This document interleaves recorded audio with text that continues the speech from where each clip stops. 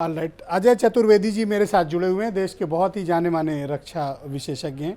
बहुत शुक्रिया आपका अजय चतुर्वेदी जी हमारे साथ कार्यक्रम में जुड़ने के लिए। ये अग्निपथ और अग्निवीर की ये जो स्कीम है, इसको लेकर आप लोगों के मन में क्या धारणा है और आप इसके बारे में क्या सोचते हैं? देखिए ब्रजेश जी, सबसे पहले तो मैं एक चीज़ बहुत क्लियर कर देना चाहता हूँ। फ़ौज में जो जवान जाता है या अफसर जाता है, वो नौकरी के लिए नहीं जाता। वो दिल में एक जज्बे, एक आग के साथ जाता है। और वो जो है उसको कोई अमाउंट ऑफ कि मतलब नौकरी, अगर नौकरी का मतलब तो ये है कि 10 से 5 वाली नौकरी हो गई। फ़ौज में ऐसा कुछ नहीं है। फ़ौज में जो वो जाता है उसका कमिटमेंट होता है ना। इसमें मैं 2-3 चीज़ें, आप मुझे 2-3 मिनट दे दीजिएगा, मैं इसको क्लैरिफाई कर देता हूँ। पहली चीज़ तो ये कि ये जो है ये एक स्कीम है जो गवर्नमेंट ऑफ इंडिया ने आज अप्रूव कर दी। तीनों चीफ ने, सर्विस चीफ्स ने उस पर मोहर लगा दी। तो ये फेट अकम्पली है, ये अब हो गई है। तो अभी इस स्कीम को बेहतर कैसे बनाया जा सके।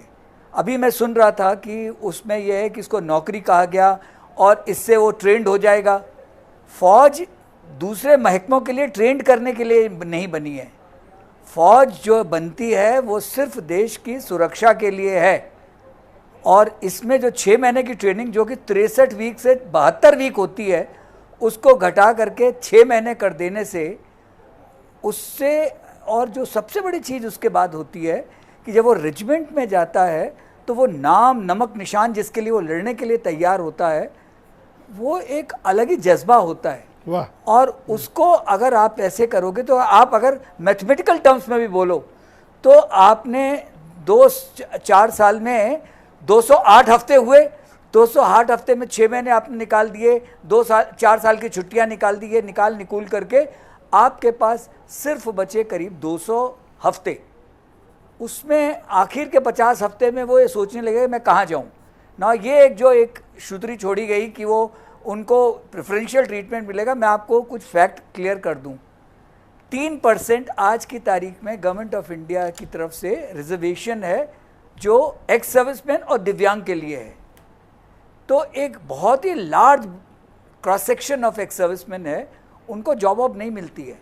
इन 4 साल में उसका लेवल क्या होगा ये डिबेटेबल है। मेरे हिसाब से मैं इसमें कुछ सजेशन देना चाहूँगा। इसमें एक आध चीज़ बोली गई कि आदमियों की नफरी कम है, हो रही है। तो 47 सिर्फ रैली हुई पिछले साल। अरे कोविड की वजह से 90 रैली हर साल होती थी, ये फिर से होने लगेंगे अपने आप। लोगों की जो 1 लाख की नफरी की कमी है वो बहुत जल्दी पूरी हो जाएगी। दूसरा, आप फाइनेंशियल टर्म्स में गिनने लगे कि एक पे 11 करोड़ एक खर्चा होता है और इतने करोड़ की बचत होगी। देश की सुरक्षा क्या आप पैसों में आंकोगे? पैसों में नहीं आंकी जा सकती। देश की सुरक्षा के लिए एक ऐसा जज्बे वाला इंसान चाहिए जो जान की परवाह नहीं करता हो। एक ऐसा जो कि अपने अफसर के होम पे जान देने को तैयार हो। क्या आप पुलिस के कांस्टेबल से उम्मीद करते हो कि वो जान दे देगा अपने एसपी साहब के कहने पे? कतई नहीं। तो ये चीज़ जो ये ट्रांसफॉर्मेशन होना चाहिए, वो बहुत एक लंबा प्रोसेस होता है, कम से कम 4 से 5 साल।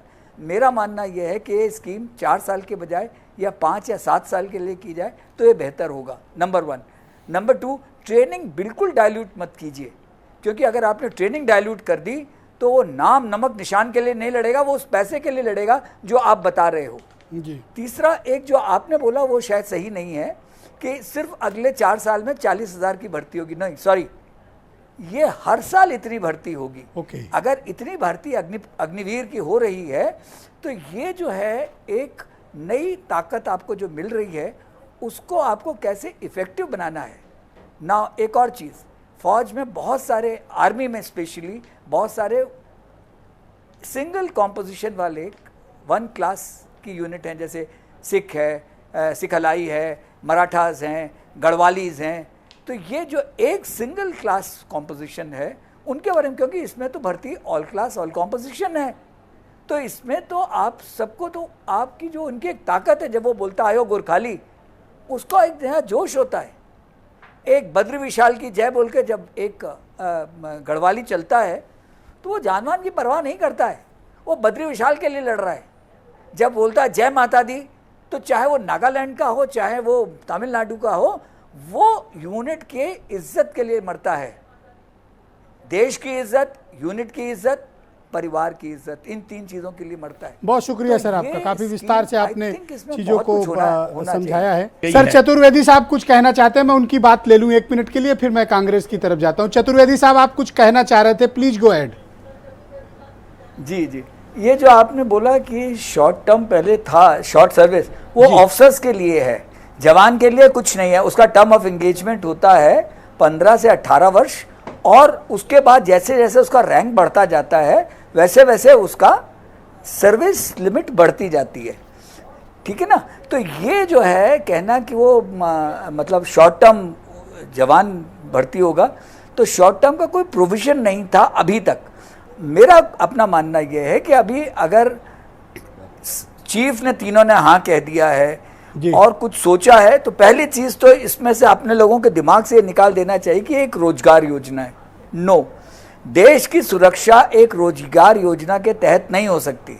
फौज में आपको वो चाहिए जो देश के लिए मर मिटने के लिए। करेक्ट है सर। आपको याद है कि मनोज पांडे ने क्या बोला था कि मैं लौट के आऊंगा, या तो मैं झंडा हाथ में लेके आऊंगा या झंडे में लिपट के आऊंगा। जब जब जब